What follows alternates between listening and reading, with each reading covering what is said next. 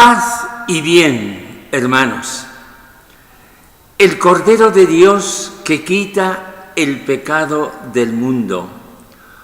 Homilía para el domingo segundo del tiempo ordinario en el ciclo A. Leemos en el Evangelio de hoy a San Juan, capítulo primero, versículos 29 al 34. Al día siguiente, al ver Juan a Jesús que venía hacia él, exclamó: «Este es el Cordero de Dios que quita el pecado del mundo. Este es aquel de quien yo dije: tras de mí viene un hombre que está por delante de mí porque existía antes que yo.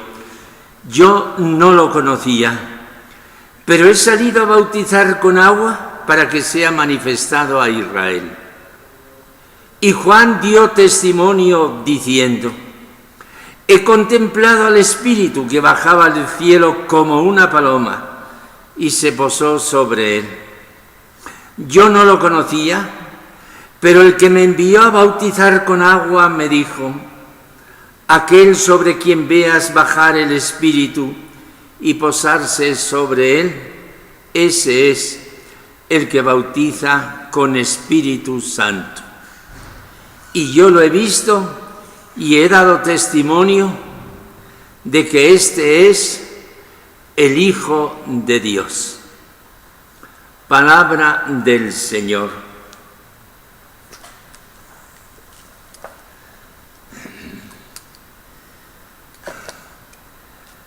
Hermanos,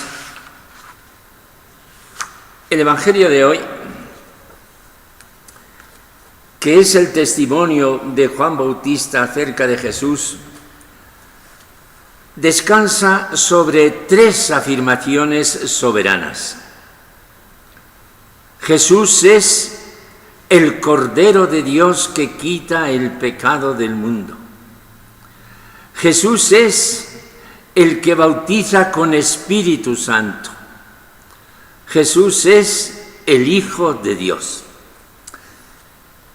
Celebrábamos el domingo pasado el bautismo del Señor, que lo narran cada uno con sus características específicas los tres primeros evangelios: Mateo, Marcos, Lucas.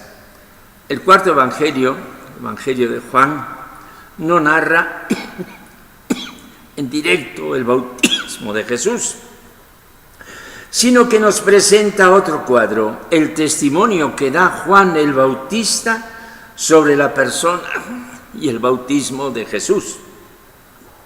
Una sublime escena de revelación, que es la que acabamos de escuchar.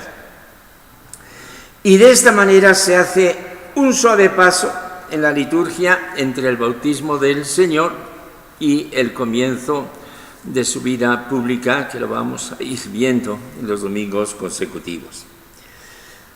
Jesús es el Cordero de Dios que quita el pecado del mundo.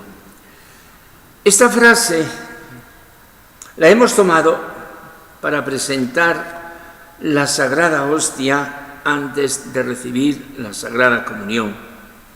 El sacerdote tiene en su mano derecha la hostia ya partida y la muestra sobre el cáliz, que simultáneamente se eleva con la mano izquierda, y proclamamos a Cristo como el Cordero de Dios que quita el pecado del mundo.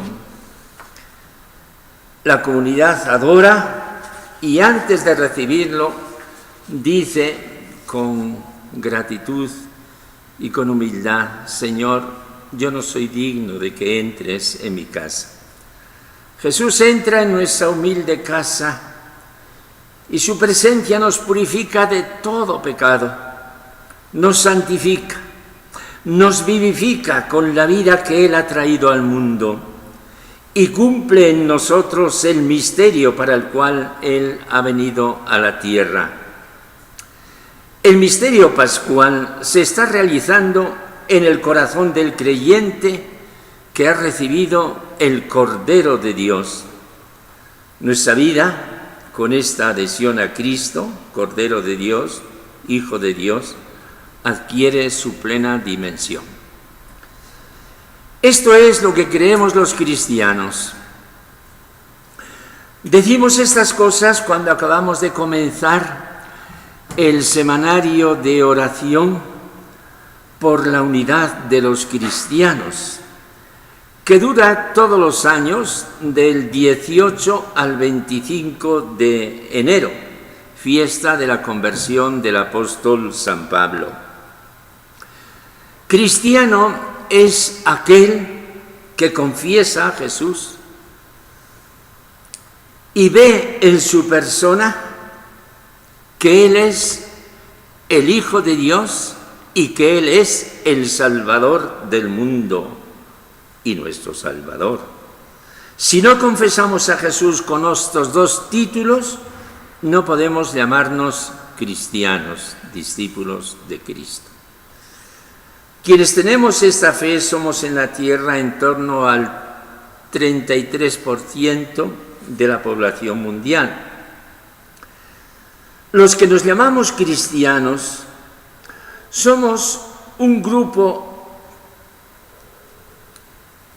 que formamos la Iglesia, pero no alcanzamos a ser un grupo compacto, no formamos un solo rebaño con un solo pastor, sino que formamos diversas confesiones y comunidades. Así nuestros hermanos ortodoxos, ellos y nosotros separados hace más de 1000 años, nuestros hermanos nacidos de la Reforma, que llamamos con una palabra genérica los protestantes, ellos y nosotros separados hace casi 500 años. Confesiones cuya división, pues, la lamentamos, dialogamos y no acabamos de unirnos del todo. ¿Cómo es posible que confesando ellos y nosotros a Jesucristo como Hijo de Dios y Salvador, cómo es posible que leyendo ellos y nosotros el mismo Santo Evangelio y amándolo, no nos podamos dar el abrazo de reconciliación entre hermanos? Nos divide nuestra visión diferente de la Eucaristía, de la sucesión apostólica, del servicio del sucesor de Pedro, de puntos concretos de entender la común fe. Es cierto, y esto tenemos que valorarlo principalmente, que es más lo que nos une que lo que nos divide. Pero la división que produce recelos mutuos y nos quita fuerzas no se corresponde con la oración de Jesús, con aquello que pedía al Padre en la cena. Jesús oró al Padre en la cena por los apóstoles y por los que habían de creer en Él por la palabra de los apóstoles. En el Evangelio según San Juan, capítulo 17, escuchamos estas palabras: no solo por ellos ruego, sino también por los que crean en mí por la palabra de ellos, para que todos sean uno, como tú, Padre, en mí y yo en ti, que ellos también sean uno en nosotros, para que crea el mundo que tú me has enviado. Tristemente estamos todavía lejos. ¿Qué es la unidad, hermanos? Es el punto a donde tiende todo amor. Así, la unidad entre los esposos, la unidad de la familia, la unidad en la Iglesia. Unidad no es ciertamente uniformidad, pero unidad es lo contrario a la división. No pensemos que cuanto más división, más riqueza. Esto es falso. Hemos de estar unidos, muy unidos, siendo diferentes. como diferente es la mujer y el marido, pero Dios los hizo para ser entre los dos uno. Este es, pues, hermanos, el mayor dolor que lleva dentro en su corazón la Iglesia, la desunión. Es una obra de tal magnitud que solo Dios la puede hacer. Pero Dios espera nuestra colaboración. Por eso, el principal apoyo de parte nuestra para la unidad es la humildad y la oración.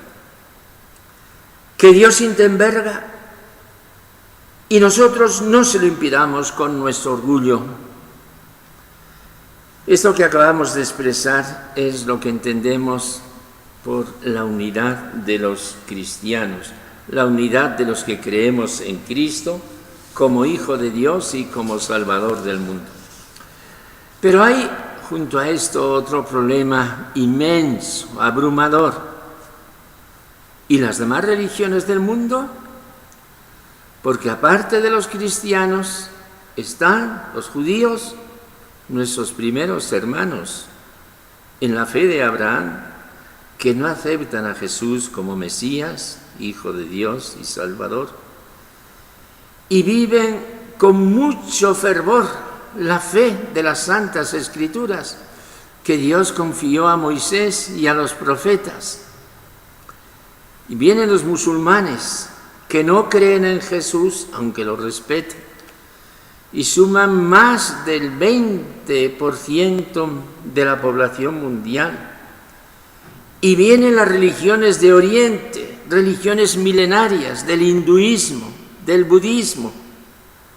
Todas las religiones llevan a Dios. No molestemos a nadie y cada quien se baste con su conciencia, haga el bien que pueda y siga adelante su camino. Este irenismo pacífico, que en el fondo es relativismo, hermanos, tampoco es la solución. Como no es el momento ahora de tratar de estas gravísimas cuestiones del destino humano, digamos tan solo, hermanos, que oremos unos por otros para que Dios nos conduzca a todos por los caminos que solo Él conoce como Padre amantísimo de toda la humanidad. Y nosotros, creyentes, cristianos y católicos, no nos cansemos de dar gracias mirando a Cristo, que es nuestro hermano y nuestro Señor, diciéndole: tú eres el Cordero de Dios que quitas mis pecados y el pecado del mundo.